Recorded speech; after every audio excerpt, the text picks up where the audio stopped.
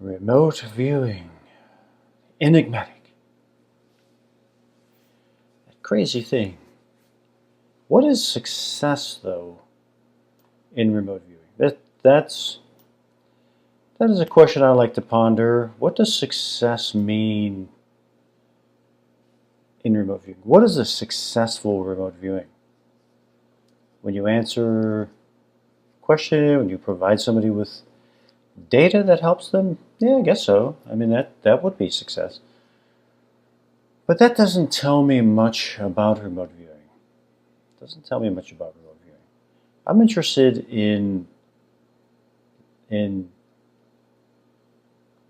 comprehending and understanding remote viewing and what is taking place, what part of my brain is actively processing these ranges of time and space as they exist in the state that they exist in, that we are somehow able to acquire what I theorize as the selector mechanism in the brainstem or the midbrain. But what is this successful endeavor? I think a successful endeavor is when the individual experiences something that is utilizing a part of their brain that they don't normally utilize. That to me is a successful remote viewing. That's what I'm working on in the creation of my system that I'm calling TRM, or the Reardon method, because that's what I'm pursuing.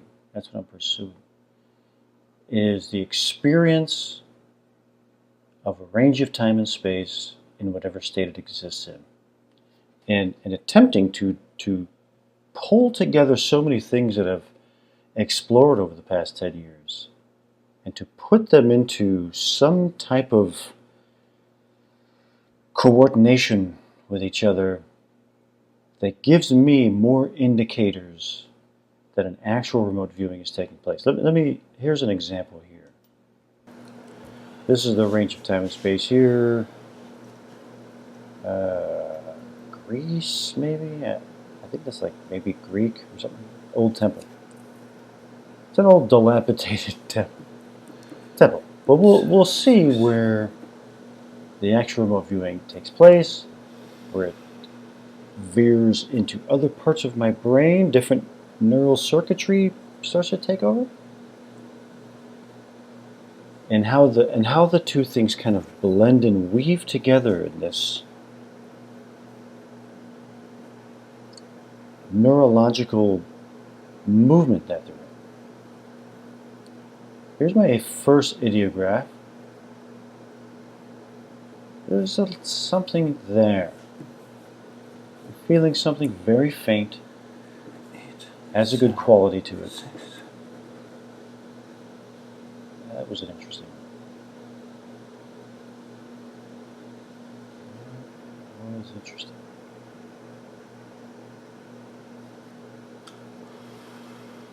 Skip a little bit here.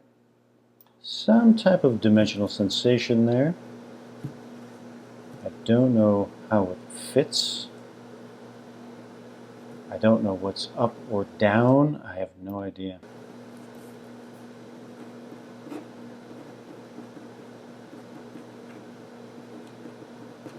A dish, like a satellite, a dish, based on this, but I don't know what's up, I don't know what's down. All I know is that I'm having a dimensional sensation of some sort. Yeah, that was a good one. My proprioceptors here? Stimulate. Again, I don't know what's up, I don't know what's down, I don't know anything other than I'm starting to have a dimensional sensation.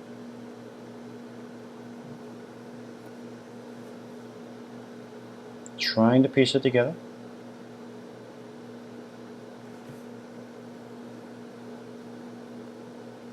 In the midbrain, my brainstem, dentate gyres. Haptic perception is taking place here. Stereognosis. This is where I get off a little bit. But we'll see how it pulls together. It's swimming around in the neural net.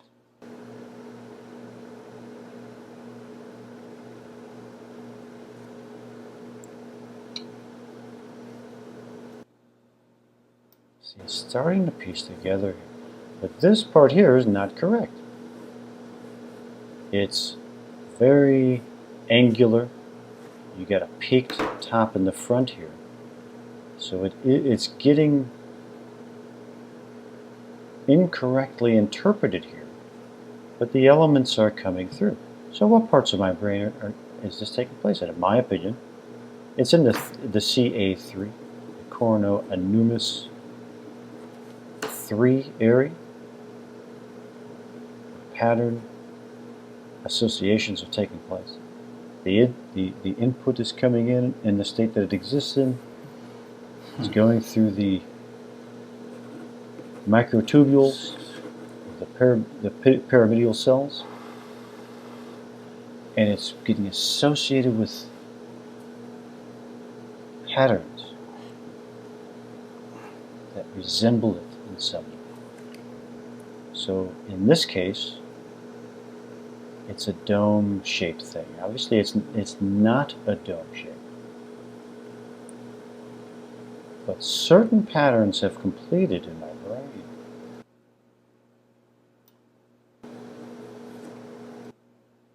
I'm trying to piece it together, getting my dimensionals.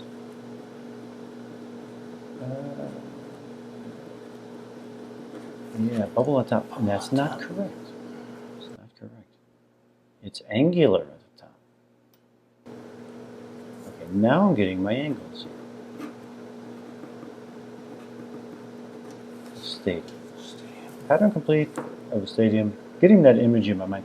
These neural nets, these pyramidal cells, have completed an idea of a stadium, which is in the ballpark. I get the idea here.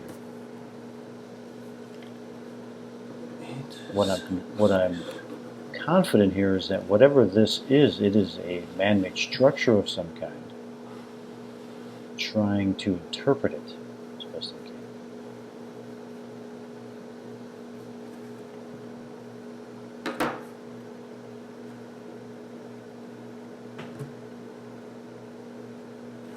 Very angular on the bottom, very solid on the bottom.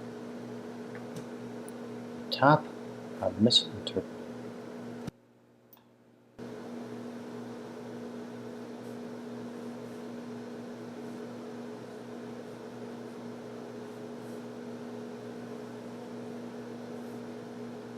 Bit of misinterpretation.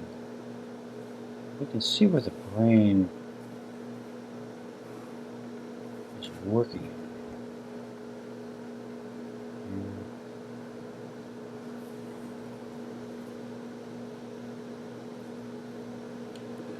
A minute. The natural remote viewing is taking place, even though I'm misrepresenting something. Which is very, very interesting to me. I have a confidence level of 70% right here.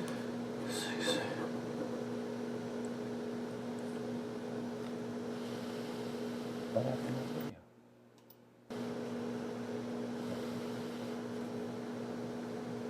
video? 70% confidence level.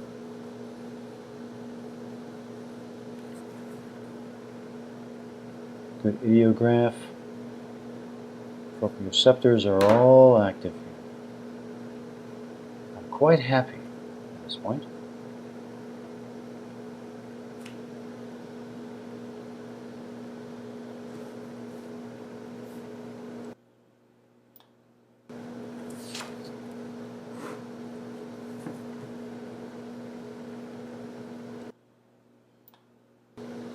More. Just for good measure. I think I'm done.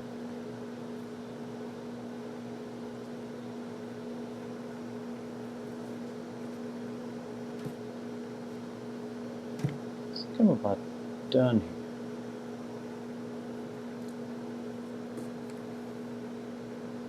Okay, that's it. So then I'm done. So here,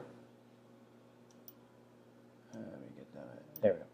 Here, I have a confidence level of 70% on page 1 that when I look at my feedback, it's going to have some resemblance of this.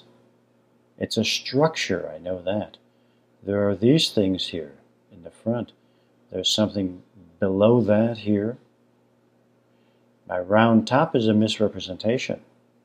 I'm stuck in a pattern complete here of a dome-shaped stadium. So pattern completed out on that. But I'm 70% confident that when I look at the feedback, it's going to resemble this in some way. But it is a man-made structure.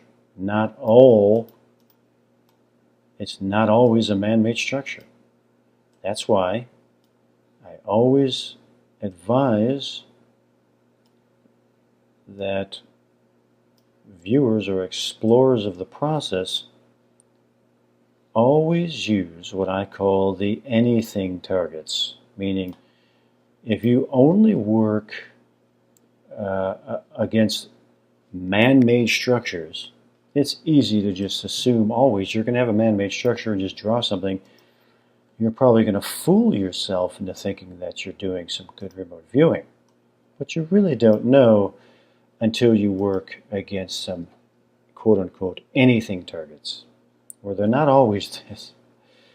You have to be able to go into a session like this completely neutral and say, I have no idea what it is. It could be man-made, maybe it's natural, maybe it's water, maybe it's people, maybe I'm in outer space, I don't know. That's the importance of this. That's why I've made this #1 important here. Some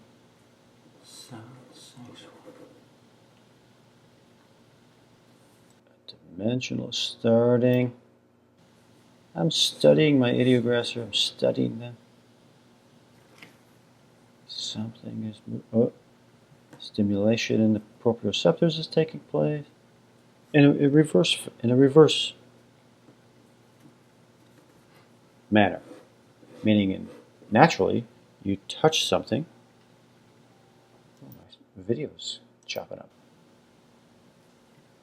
My video's chopping up. You touch something, and those proprioceptors send signals into the brain. But in remote viewing, my theory is that works in reverse. So it's stimulating the brain, and the brain is sending the signal to the proprioceptors, and then going back to the brain to develop a dimensional sensation. So this dimensional sensation here that I'm getting is vast. Something's over there. It's an open area. Land, water, that kind of thing. Feel the grass and all that kind of stuff. Natural stuff. Surface, land, water. It's a combo of land and water. Why is that important? Because again, when remote viewing, the importance of doing the anything targets. Why is it important? Because the experience that I want to have and the utilization of these specific tools will allow me to have the experience that I want to have. I don't care what this is. I don't care what it is. I could care less. The only thing that matters to me is that I want to have this experience. That's what's important. That is what's important. So, just on my soapbox today, the best is yet to come.